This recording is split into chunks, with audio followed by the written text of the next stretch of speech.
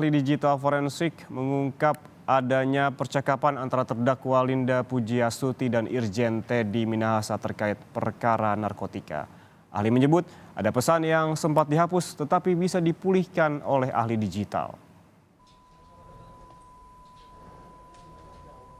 Dalam sidang di Pengadilan Negeri Jakarta Barat, ahli digital forensik mengungkap adanya komunikasi terkait barang bukti sabu antara Linda dan Irjen Teddy Minahasa. Isi pesan yang dihapus berupa penawaran dari Teddy Minahasa terkait barang bukti sabu kepada Linda Pujiastuti. Baik, silakan duduk. Untuk percakapan ditemukan pada barang bukti kedua Samsung Galaxy S2 1 disita dari saudari Linda.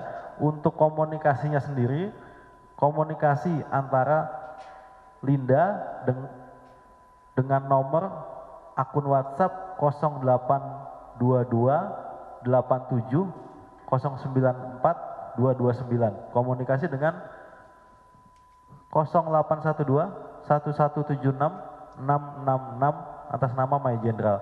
Untuk description pesan komunikasi, jadi akun My Jenderal mengirimkan pesan kepada Linda.